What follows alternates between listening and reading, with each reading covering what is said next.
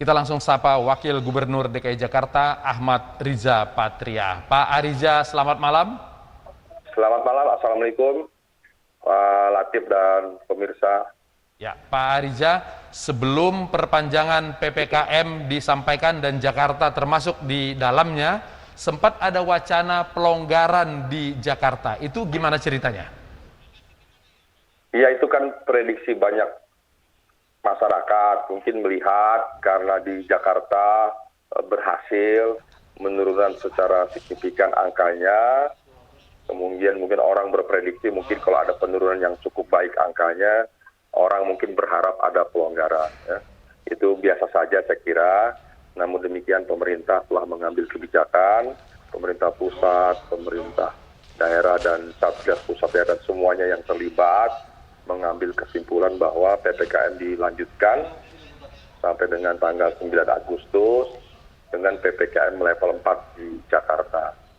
Mudah-mudahan dengan perpanjangan ini kita bisa menambah angka penurunan COVID lebih turun lagi supaya kita bisa menurunkan kasus COVID di Jakarta dan tentu berdampak pada daerah-daerah lain harapan kita. Dan juga harapan kita juga masyarakat semakin disiplin, semakin baik dan semakin bertanggung jawab. Karena penurunan ini dampak positif dari pemberlakuan PPKM darurat, PPKM level 4, ada penyekatan, kemudian program vaksin yang semakin masif, kemudian juga pembatasan kapasitas dan pembatasan jam operasional. Dan tentu yang tidak kalah penting didukung oleh disiplin dan tanggung jawab masyarakat yang semakin baik menggunakan masker, jaga jarak, dan protokol kesehatan lainnya. Baik, Jakarta pernah sukses menurunkan kasus pada PSBB di bulan April dan Mei tahun lalu. Tapi kemudian ketika PSBB itu dilonggarkan, kemudian kasus naik lagi pada tahun baru 2021. Bagaimana mengantisipasi kalau nantinya pelonggaran terjadi di Jakarta?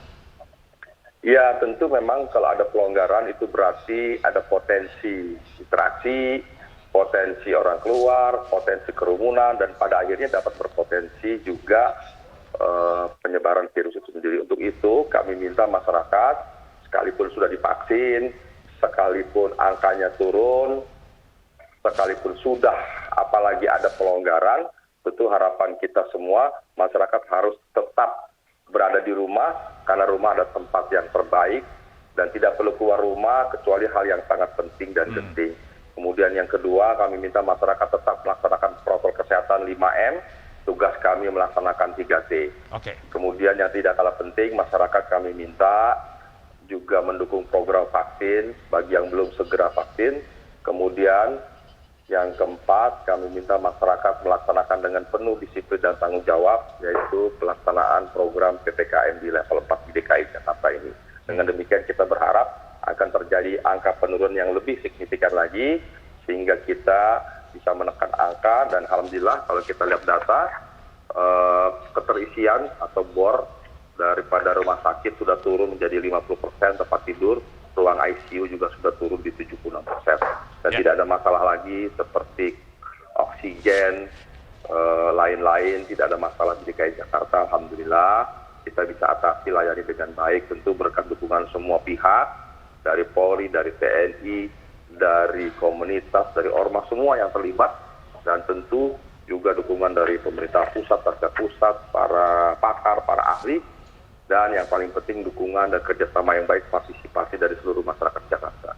Ya, vaksin sering sekali dikutip oleh Pak Ariza maupun Pak Anies. Sebetulnya di Jakarta itu berapa persen warga tervaksin baru kemudian dianggap bisa dilonggarkan PPKM-nya?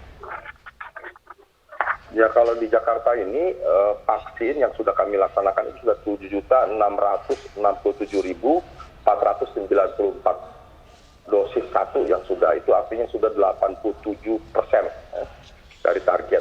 Dosis kedua sudah mencapai 2.744.716, itu sudah mencapai 31,1%. Dan dosis 1-2 sudah mencapai total 10.412.210 dosis. Ya. Jadi alhamdulillah kita ditargetkan di akhir Agustus ini oleh Bapak Presiden 7,5. Kemarin di tanggal 1 kita sudah mencapai target lebih cepat sebulan dari yang ditargetkan, yaitu 7,5. Mudah-mudahan dalam beberapa pekan ke depan kita akan menyelesaikan tugas dosis pertama untuk DKI Jakarta mencapai 8.815.157 sebagaimana yang ditargetkan. Oke. Ada rencana pelonggaran di bidang ekonomi dengan menerapkan wajib surat vaksin, termasuk mereka yang mau makan di warteg. Itu kira-kira bakal berjalan dengan baik? Ya, Dinas Pariwisata sudah mengeluarkan surat edaran. Jadi bagi tempat-tempat yang memang dilonggarkan, seperti tempat rumah makan, kemudian warteg, ya, juga diperbolehkan dibuka sejak pagi sampai dengan jam 8 malam. Namun demikian diminta untuk wajib vaksin bagi pengelola dan juga warga yang makan di rumah makan tersebut wajib menunjukkan sertifikat vaksin. Kenapa kami berlakukan ini? Yang pertama, kami ingin memastikan kesehatan dan keselamatan warga. Yang kedua, di satu sisi memang kami membuka pelonggaran, tapi kami minta harus disiplin masyarakat. Ya. Yang ketiga, memang warga Jakarta yang sudah vaksin sudah banyak sebetulnya, sudah 87%. Jadi rasanya kalaupun diwajibkan tidak memberatkan, karena secara umum masyarakat sudah divaksin. Kemudian 87, Pak Ariza, saya potong, 87% itu warga Jakarta, sementara Jakarta sebagai kota yang terbuka, banyak dari daerah Jabodetabek, itu bagaimana mengawasi? Warga yang ada di Jakarta, jadi ini memang yang dilakukan vaksin di Jakarta, memang campur ya, warga Jakarta dengan warga non-Jakarta.